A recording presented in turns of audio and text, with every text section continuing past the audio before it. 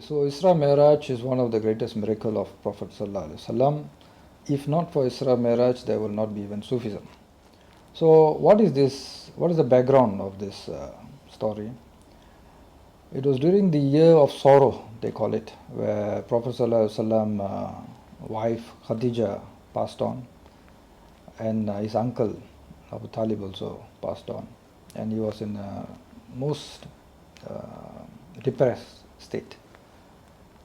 It was this time when Allah decided to bring him up to show him the entire cosmos and beyond that. One day while he was sleeping by the Kaaba, well, that's when the two angels came and then split open his chest and then washed his heart, and from there the Buraq was introduced and he was taken up to all the seven heavens and everything, and reached the Lote Tree, and he came back just like this in a blink of an eye. My interest in Isra Meraaj actually started because of the weak hadith by Ibn Ishaq. Even though it was a weak hadith, but there was some scientific things going on behind that hadith. So the hadith states that when the Prophet ﷺ was taken by the Buraq, imagine there's a pitcher of water. So when he was taken by the Buraq, he accidentally knocked down the pitcher of water and it fell, correct? So let's imagine, because when the Prophet said that the Buraq was actually traveling wherever its sight fell, it reached. So he's talking about light speed, right? Wherever its sight fell, he reached. So he's talking about light speed. And Buraq in Arabic means electric. Also, we can also call it electric magnetic force. So at that time, he's talking something which is according to how his perception is, but he's talking about light speed. So when he knocked the pitcher of water, so imagine, let's stop time for a while. Okay, let's stop it for a while. So he went to Jerusalem.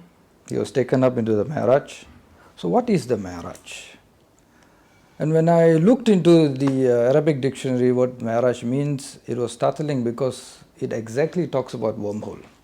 Even the meaning is a bridge, it's a doorway, it's a pathway, a crooked pathway, So it's a wormhole. So it collapses distances, light distances we are talking about. So this was very fascinating to me. Isra Meraaj was a very fascinating subject to me because it contains science, it contains spirituality, it contains psychology, it contains sociology, and so many things were happening in there. And because of me not happy with just intellectual struggle, and I went into spirituality to get some experience to understand this, it opened up a lot of dimensions. In one sense, if you really think about it, Prophet was going towards the heaven. And that is validated by Surah Isra, where Allah will say that we took our servant from Makkah to the furthest mosque. But in Surah Isra Meraaj, Surah Najm, where the Isra Meraaj story is contained, another story is also unfolding. That the heavens is also coming down into you.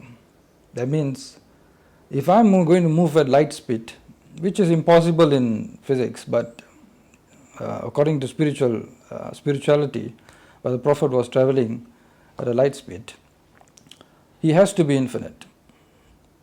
Time does not reach you back, so time stops. Because if you are traveling on light speed, time does not reach you back. The light doesn't reflect and comes back to you, so time stops. If time stops, he is infinite. If he is infinite, then things are just there or coming to him. So two things are actually happening in that one surah. So the question also comes whether he is going or things are coming, or are they just as they are. So a lot of mental juggling was going on. And with these spiritual experiences, I am able to look at this subject in a very different manner, totally different way. So as I looked into the Quranic words, as I looked into the science where it shows me directions to look at, I'm starting to go into many different fields.